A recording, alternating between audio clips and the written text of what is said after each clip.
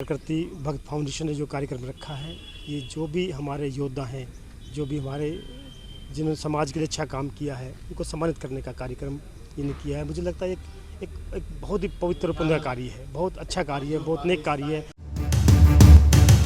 चलो एक धर्म और निभाते हैं, प्रकृति से प्रेम करते हैं। ज्ञात है कि हिंदी साहित्यों में हमने सगुण विचारधारा और निर्गुण विचारधारा को खूब पढ़ा होगा। निर्गुण विचारधाराओं में भगवान की उन परंपराओं की बात की गई है जिसमें शायद भगवान को साकार रूप से नहीं देखा गया है, लेकिन आज चर्चा उसकी जिसको हम साकार रूप से रोजाना देखते हैं, दैनिक जीवन में उसका महत्व भी है और जिसे भगवान का दर्जा सबने दे रखा है। सूर्य की उपासना करते हैं, आखिर वो भी तो भगवान है। वृक्ष की उपासना करते हैं, आखिर वो भी तो भगवान है। हवा की उपासना करते हैं, आखिर वो भी तो भगवान है। मिट्टी की उपासना करते हैं, आखिर वो भी तो मां है। तभी तो कहा गया धरती हमारी मां है।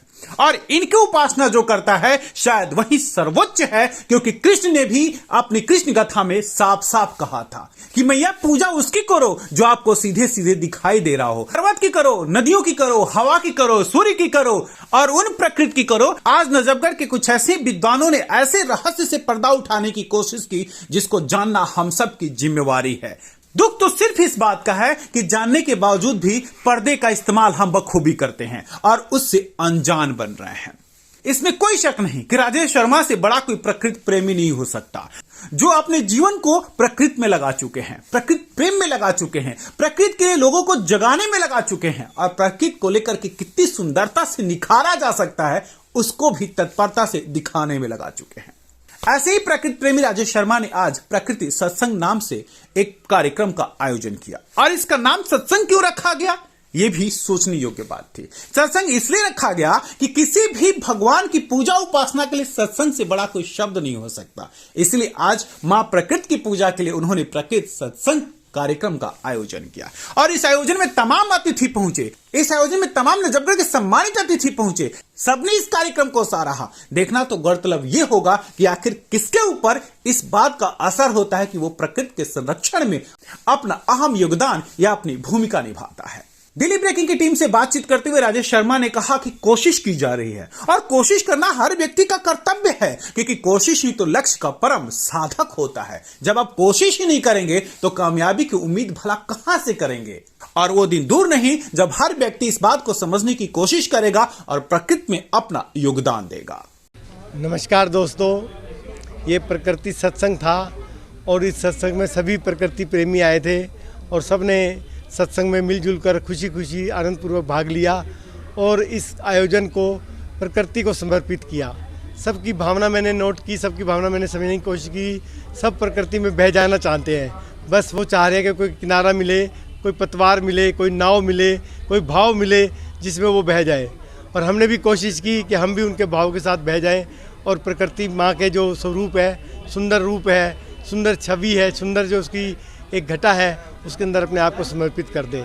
और ये जो कार्यक्रम था मेरे ख्याल से प्रकृति को समर्पित था, उस माँ को जिसने हमको एक एक क्षण दिया है स्वर्ग की तरह जीने के लिए, एक एक क्षण दिया है सुंदर जीवन जीने के लिए। इस खास मौके पर पहुंचे नजफगढ़ वार्ड के निगम पार्षद अमित खरखड़ी ने दिल्ली ब्रेकिंग की टीम से बातचीत करते हुए राजेश शर्मा की जमकर तारीफ की।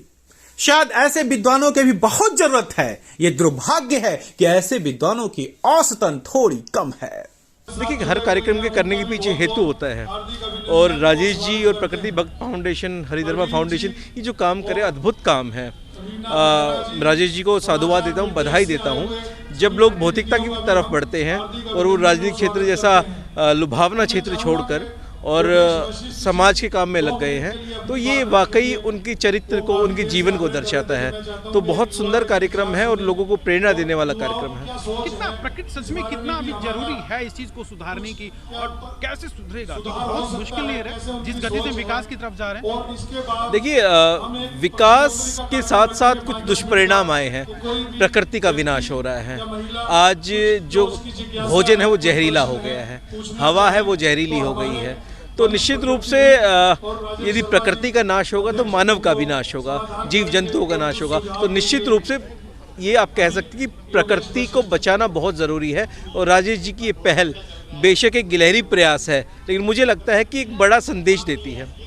राजेश शर्मा एक ऐसे दीप को लेकर के चल रहे हैं जिसे हवा की तमाम लपेटें बुझाने के चक्कर में लगी हुई है। लेकिन राजेश शर्मा वो जीवटता के व्यक्ति हैं जो उस कैंडल को अपने दोनों हाथों से सजा करके प्रकृति प्रेम को जलाते हुए लगातार चलते जा रहे हैं। समाज में ऐसे व्यक्ति हमेशा आदरणीय रहेंगे। राजेश शर्मा का यह प्रयास नहीं, जबकि एक क्रांतिक परिवर्तन का कारक होगा। दिल्ली ब्रेकिंग के लिए अनुज मिश्रा की रिपोर्ट।